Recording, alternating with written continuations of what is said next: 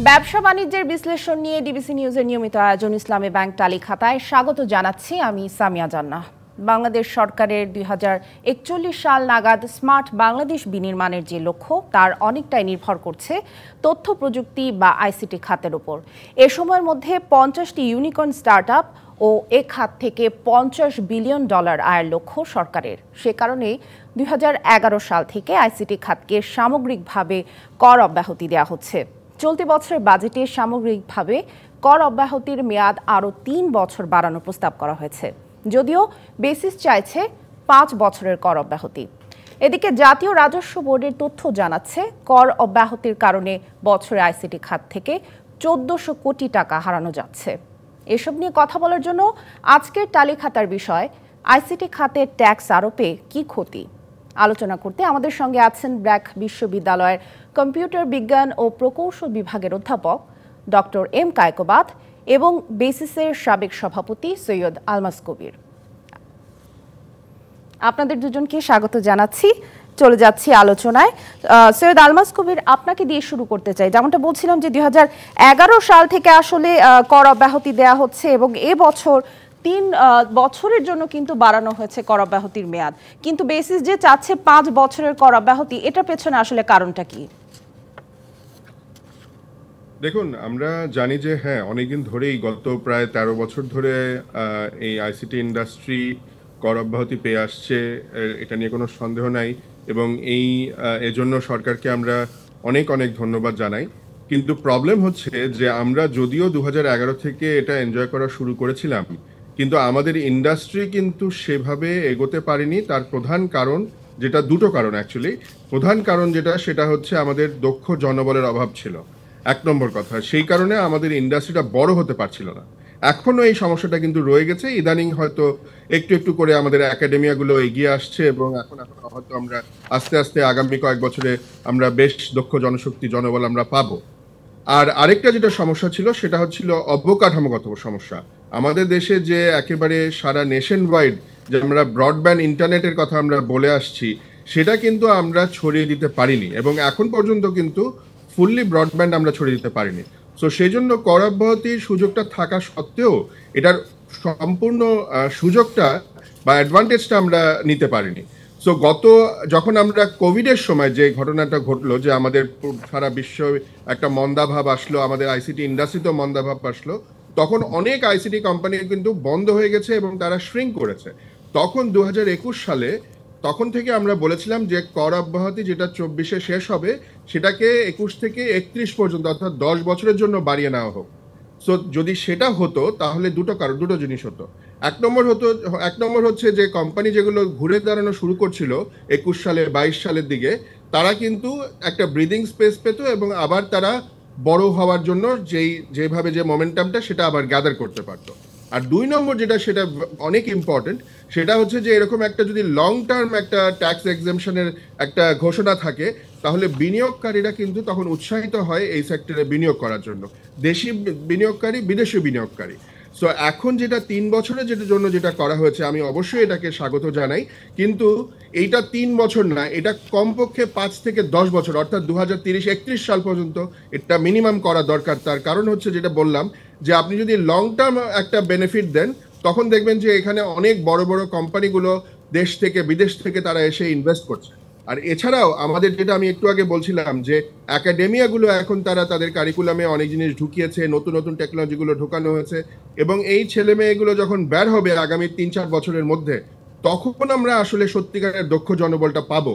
তখন আমাদের সময় হবে যে এইটাকে আমাদের সম্পূর্ণরূপে এই যে কর অব্যাহতির এটাকে আমরা অ্যাডভান্টেজটা নিয়ে আমরা আমাদের এই ইন্ডাস্ট্রিকে আরো অনেক বড় করতে পারবো। সো সেই জন্য আমি মনে করি যে 3 বছর, যদিও এটা মানে নাই মামার চেয়ে কানা মামা ভালো বলতে পারেন, কিন্তু এটা 3 বছর না হয়ে মিনিমাম আরো 5 থেকে 10 বছর হওয়া উচিত ছিল এবং এই ঘোষণাটা এখনই দেওয়া উচিত। ওই বছর না বাড়িয়ে যদি একটা লং টার্ম ঘোষণা দেওয়া হয়, তাহলে বিনিয়োগকারীরা বিনিয়োগ করার জন্য উৎসাহিত হবে। জি, ধন্যবাদ আপনাকে। আমরা ডক্টর কায়কোবাদের কাছে এবার যেতে চাই। ডক্টর কায়কোবাদ নিশ্চয়ই শুনতে পাচ্ছেন আমাকে। সৈয়দ আলমাস কবির যেমন বলছিলেন যে কি কি কারণে আসলে কর অব্যাহতির প্রয়োজন রয়েছে, কিন্তু এর কর অব্যাহতির কারণে বড় একটি রাজস্ব থেকে কিন্তু সরকার বঞ্চিত হচ্ছে।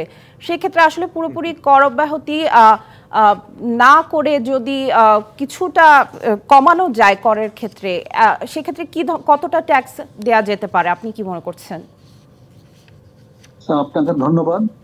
আসলে তো যে কোনো খাত থেকে ট্যাক্স কমানো এটা তো অত্যন্ত জনপ্রিয় একটা প্রস্তাব, আবদার, তাই না? আমরা 2011 সাল থেকে এই কর অব্যাহতি পেয়ে আসছি। তা আমরা তখন নিশ্চয়ই সরকারকে ওয়াদা করেছিলাম এই কর অব্যাহতি দিলে আমাদের কি কি সুবিধা হবে। আমরা কি দেশের জন্য ওই সুবিধাটা আনতে পেরেছি, সেটাও কিন্তু দেখতে হবে। আর আমার কাছে মনে হয় না যে কর অব্যাহতি এটা হলো সবচেয়ে গুরুত্বপূর্ণ বিষয়। সবচেয়ে গুরুত্বপূর্ণ বিষয় হলো আমাদের তথ্য প্রযুক্তির পেশাজীবী যারা আছেন তারা যাতে কমপক্ষে দেশের কাজগুলো করতে পারেন। আমরা জানি আমাদের দেশের অনেক বড় বড় ভৌত অবকাঠামো হয়েছে গত 10-15 বৎসরে। সেটা যদি বঙ্গবন্ধু যমুনা সেতু থেকে শুরু করি, পদ্মা সেতু, কর্ণফুলী টানেল, তারপরে এখন পায়রা বন্দর হচ্ছে, এই সমস্ত বড় বড় অবকাঠামো তৈরিতে তথ্য প্রযুক্তির পেশাজীবীদের অংশগ্রহণ জরুরি অথবা জরুরি ছিল। সেই অংশগ্রহণটা আমার মনে হয় হয়নি। এই অংশগ্রহণ করতে পারলে তাদের অনেক কাজ হতো, এত কর অব্যাহতি চাইতে হতো না। কর মানে কি? একজনের পয়সা সরকারের কাছে যাবে, এটা তো আমাদের দেশের টাকা দেশেই থাকবে, এখানে তো কোনো ক্ষতি নাই, কেমন ক্ষতি নাই। তো আমার মনে হয় সবচেয়ে বড় সমস্যা হলো আমাদের পেশাজীবী যারা আছেন তাদের যথেষ্ট কাজ দরকার। কমপক্ষে দেশে যে কাজগুলো আছে সেই কাজগুলো যাতে তারা করতে পারে। আমরা জানি মাননীয় প্রধানমন্ত্রীর দৃঢ় সংকল্পের কারণে পদ্মা সেতু আমরা নিজেরা বাস্তবায়ন করেছি। কিন্তু আমি আবার শুনতে পারলাম পদ্মা সেতুর টোল আদায়কারী সফটওয়্যারটার জন্য কোরিয়ান কোম্পানি 700-800 কোটি টাকা নিয়ে যাবে। এই কাজটি সহজেই আমাদের পেশাজীবীরা পেতে পারত। মাননীয় প্রধানমন্ত্রী বলেছেন ডিজিটাল বাংলাদেশ, স্মার্ট বাংলাদেশ, এই স্লোগানগুলো অবশ্যই খুবই ভালো, আমাদের দেশের জন্য যুৎসই। কিন্তু এটা করার জন্য বিদেশি কম্পিউটার, বিদেশ থেকে সফটওয়্যার এবং বিদেশ থেকে ইঞ্জিনিয়ার আসলে কিন্তু প্রকৃতপক্ষে বাংলাদেশ ডিজিটাল হতে পারবে না। আমাদের ডিজিটাল সক্ষমতা বাড়াতে হবে। আমাদের পেশাজীবীদের এই সক্ষমতা বাড়তো যদি এই বড় বড় কাজগুলো তারা করতে পারতেন। এখন ভারত আমাদের পার্শ্ববর্তী দেশ 180-90 বিলিয়ন ডলার বিদেশে উপার্জন করে, 180-90 বিলিয়ন ডলার। আমরা যদি তার 7 গুণ ছোট হই তাহলে আমাদের কত আয় করা উচিত? আমাদের সংখ্যাটা কিন্তু এর ধারে পাশে নয়। প্রকৃতপক্ষে আমরা হয়তো বলতেই পারবো না 1990 সাল, 91 সাল, 92 সাল, 2015 সাল, 16 সাল, 20 সাল, 21 সালে আমরা কত আয় করেছি। আমরা যদি সেই তথ্যগুলো যদি দেখি, সেই টাইম সিরিজ যদি দেখি, আমার মনে হয় না যে এটা খুব একটা সুখকর একটা টাইম সিরিজ আমাদের জন্য হবে। আমাদের লম্বা সময়ের জন্য পরিকল্পনা দরকার। আলমাস সাহেব ঠিকই বলেছেন, প্রকৃতপক্ষে আমরা যদি কর অব্যাহতি দেও সেটাও একটা লম্বা সময়ের জন্য দেওয়া উচিত, যাতে আমাদের পেশাজীবীরা পরিকল্পনা করতে পারে, যথাযথভাবে পরিকল্পনা করতে পারে। আমাদের আসলে ঘুরে দাঁড়াতে হবে। আমরা এই পর্যন্ত যা করেছি তা নয়, আমরা ভালো করি নাই। আমাদের অন্যান্য দেশের সাপেক্ষে দেখতে হবে, নিজের সাপেক্ষে দেখার সুযোগ নাই। কারণ আমরা বলি এটা গ্লোবাল ভিলেজ না, আমাদের প্রতিনিয়ত প্রতিযোগিতা করতে হচ্ছে অন্য সবার সাথে, অন্য সবার সাপেক্ষে আমাদের অবস্থান।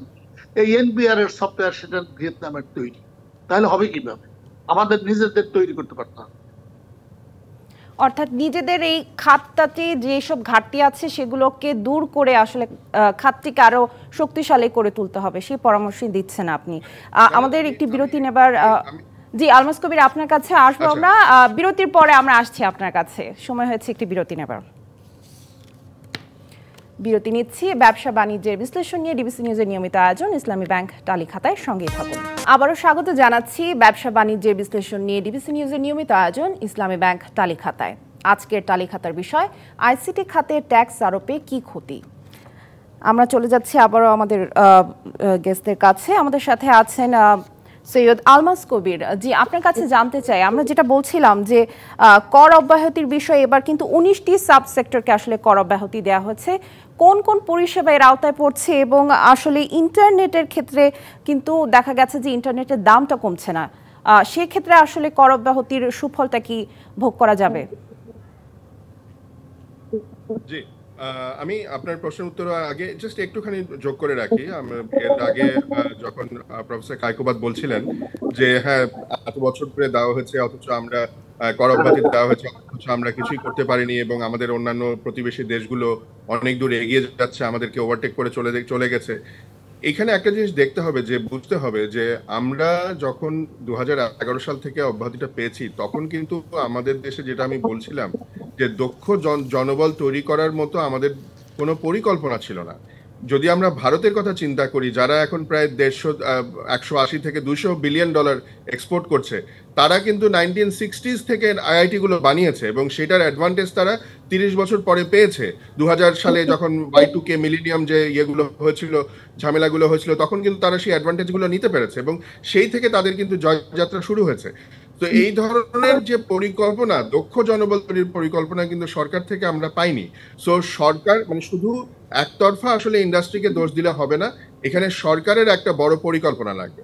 এখন আসি যে আপনি যেটা বললেন যে কি কি সেক্টরের কথা, এখানে অনেকগুলো সেক্টরকে নতুন করে যোগ করা হয়েছে, যেমন artificial intelligence, blockchain, data analytics, এগুলোকে যোগ করা হয়েছে। এবং আমি সাধুবাদ জানাচ্ছি সরকারকে যে সরকার এই সেক্টরগুলোকে রেকগনাইজ করেছেন এবং এটার পোটেনশিয়াল গুলোকে তারা বুঝতে পারেছেন যে এগুলো, এই সেক্টরগুলোতে আমরা অনেক ভালো করতে পারবো এবং এগুলোর ডিমান্ড হবে সামনে, সো দ্যাট এই ধরনের কোম্পানি যারা আসবে তাদেরকে আরো প্রণোদনা দেওয়া হোক এবং উৎসাহ দেওয়া হোক, কোনো সন্দেহ নেই। কিন্তু একই সাথে আমরা দেখেছি যে এনটিটিএন মানে অর্থাৎ যে নেশন ওয়াইড টেলিকমিউনিকেশন নেটওয়ার্ক, তাদের উপরে কিন্তু ট্যাক্স অব্যাহতি আপনার এটা প্রত্যাহার করে নেওয়া হয়েছে। এছাড়াও যে মনে করেন কয়েকটা সেক্টর, যেমন মনে করেন ডেটা হোস্টিং, অথবা মনে করেন আপনার আরেকটা হচ্ছে বোধহয় IT process outsourcing, medical transcription, এগুলোর উপর থেকে কিন্তু অব্যাহতি তুলে নেওয়া হয়েছে। অথচ ইন্টারেস্টিং হচ্ছে যে এই পরিষেবাগুলোই কিন্তু আমরা রপ্তানি করে থাকি। এখন এইগুলোর উপর থেকে যদি কর অব্যাহতি তুলে নেওয়া হয়, তার মানে কিন্তু এগুলোর দাম বেড়ে যাবে, আমরা কিন্তু রপ্তানি বাজারে আবার পিছিয়ে পড়বো, প্রতিযোগিতামূলক থাকবো না। সো তখন কিন্তু আমাদের রপ্তানি কমে যাবে। আমাদের সামনে কিন্তু 2025 সালে আমাদের একটা টার্গেট রয়েছে $5 বিলিয়ন, সেটা পৌঁছানো খুব মুশকিল হয়ে যাবে। আর ইন্টারনেটের যে মানে ইনফ্রাস্ট্রাকচারের উপরে যে অব্যাহতিটা প্রত্যাহার করা আছে, সেটার ফলে আমাদের যে ইনফ্রাস্ট্রাকচারের দাম বেড়ে যাওয়ার ফলে ইন্টারনেটের দাম বেড়ে যাবে এবং এটা এন্ড ইউজার পে করবে। একই রকম ভাবে আপনি দেখবেন যে, এটা তো ব্রডব্যান্ডের কথা বললাম, একই রকম ভাবে আপনি দেখবেন যে মোবাইল ফোনের উপরে দাম বেড়ে যাচ্ছে, সিম কার্ডের উপরে দাম বেড়ে যাচ্ছে, ট্যাক্স বসানো হচ্ছে। তো এর ফলে তো আপনার অ্যাক্সেস টু ইন্টারনেট কমে যাবে। অ্যাক্সেস টু ইন্টারনেট যদি কমে যায়, তখন কিন্তু আপনার এই যে ডিজিটাল কর্মকাণ্ডও কিন্তু কমে যাবে। আপনি কিছুক্ষণ আগে বলছিলেন, মানে প্রোগ্রামের শুরুতে আপনি বলছিলেন যে এখান থেকে কর অব্যাহতির ফলে অনেক টাকার রাজস্ব কিন্তু আপনি বলছেন যে এনবিআর লস করে, জাতীয় রাজস্ব বোর্ড। কিন্তু কত টাকা লস করবে?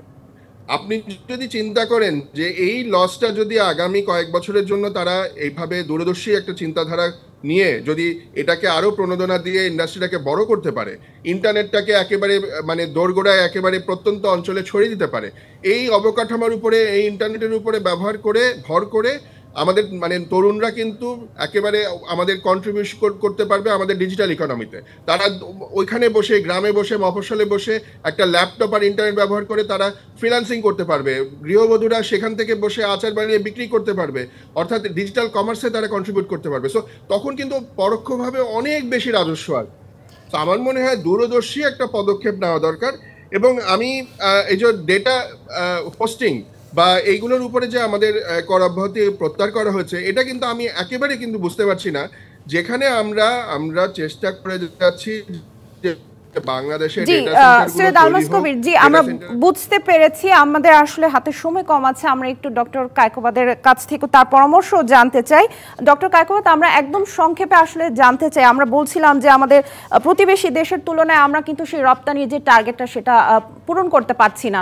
সেক্ষেত্রে আসলে সার্বিকভাবে এই আইসিটি খাতের উন্নয়নে কর অব্যাহতির পাশাপাশি কি করা উচিত? এবং আরো একটি প্রশ্ন আমার কাছে ছোট করে জানতে চাই, ই কমার্সের বিকাশে আইসিটি খাত কতটা আসলে করমুক্ত হওয়া উচিত?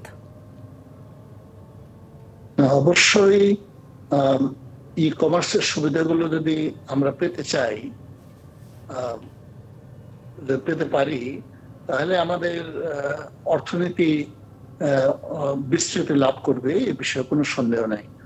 আমরা কিন্তু দেখুন, এই 85-90 সাল থেকে আইসিটিকে অত্যন্ত গুরুত্বপূর্ণ খাত ধরেছি, ফার্স্ট সেক্টর বলেছি, তারপরে ডিজিটাল বাংলাদেশ প্রতিষ্ঠার কথা 2008 সালে বলেছি, এবং স্মার্ট বাংলাদেশ প্রতিষ্ঠার কথা বলেছি। তো এগুলো করার জন্য যা কিছু করা প্রয়োজন, যেমন দক্ষ জনবলের অভাবের কথা আমরা বলছি, তাহলে দক্ষ জনবল তৈরি করতে হবে। কেমন? তার জন্য কি আমরা কোনোরকম চেষ্টা করেছি? আমাদের আইসিটি খাতের থেকে কত টাকা উপার্জন করবো, আমার মনে হয় তো জাতীয় অধ্যাপক জামিলুল্লাহ চৌধুরী স্যারের নেতৃত্বে উনি একটা টার্গেট সেট করেছিলেন। তা আমার মনে হয় না আমরা টার্গেটের আশেপাশে গিয়েছি, এবং এখনো আমাদের হয়তো তেমন একটা টার্গেট নাই। জি জি ডক্টর কায়কোবাদ, আমরা বুঝতে পেরেছি আসলে সার্বিকভাবে ভূমিকা রাখতে হবে এই খাতের উন্নয়নের জন্য। ধন্যবাদ আপনাদের দুজনকে আমাদের সাথে যুক্ত হওয়ার জন্য। ব্যবসা বাণিজ্যের বিশ্লেষণ নিয়ে ডিবিসি নিউজের নিয়মিত আয়োজন ইসলামী ব্যাংক টালি খাতায় আজ এ পর্যন্তই। সঙ্গেই থাকুন।